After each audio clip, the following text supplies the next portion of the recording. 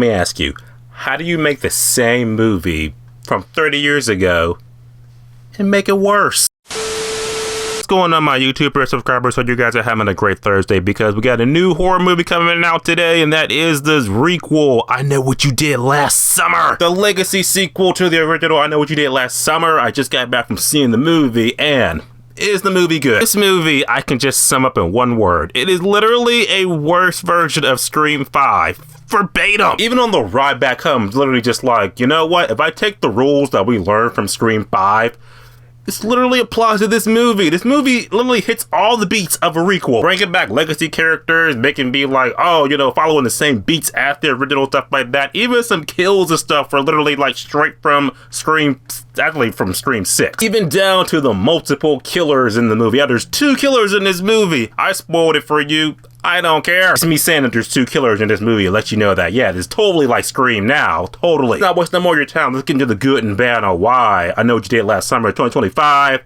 For all 5 of you who are going to see this movie, well, here's what you need to know about it. First of all, acting in the movie. I thought the main friend groups in the movie, they were cool. Some of them were kind of hot, actually. The 2 girls, they were hot, they were cute, so they got that going for them. I feel like they're more of a friend group than the original cast was, but again, the original cast was only 4 people. This one's 5, and well, one of them not like a complete asshole, you know, person supposed to be an asshole. 2 main girls who are like, I almost say, are they like lesbians? But well, more woke shit, who cares? I'm just saying that their characters in the movie were doing what characters in horror movies do. That just pisses me off.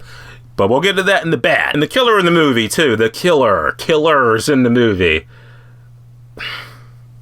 They deserve their own video. So let's just say the killer and the motivations are just pretty much like, this literally feels like Scream 5. Okay, plot the movie. Stop me if you heard this one before. You got a group of friends or whatever, you know, they driving on the road, and next thing you know, a couple of bad decisions and drinks lead to someone getting murdered, and now they cover it up by making an oath. And now a year later, their past is coming back to haunt them, and I Know What You Did Last Summer. It's literally the same plot as the last movie, so if it ain't broke, don't fix it. Okay, good in the movie. What's the good? The kills. The kills were actually better in this movie than the last movie. I will give it that. Mainly because I feel like there was a higher body count in this movie, and the kills were a little bit more, you know, diversified. If I say it wasn't just the hook, sometimes he used the knife to kill him, or he used the rope, and I was just like, he used the knife.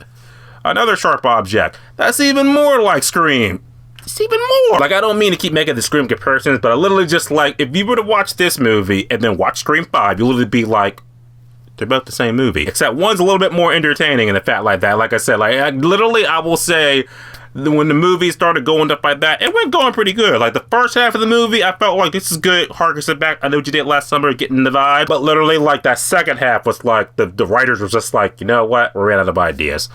Pop in Scream 5 and just see what worked for there. Let's do that. Because I'm telling you, from like jump cuts, jump scares to like the killer reveal and stuff like that. There was even a moment. There was a dream sequence in the movie that was like didn't even need to be there. That felt like that was taken straight from Freddy vs. Jason. What I mean by that, literally like a character had a dream in a police station, and within the dream there were a lot of Nightmare on Elm Street, Freddy Krueger type imagery in the movie that was just like, why is this in my I Know What You Did Last Summer movie? We really get to do the bad parts of the movie. Like I said, the pacing, while I feel is better than the first movie, it also feels like there were scenes that just went on for way too long in this movie. Like scenes that almost like, did they even need to be there? Really? Like, really?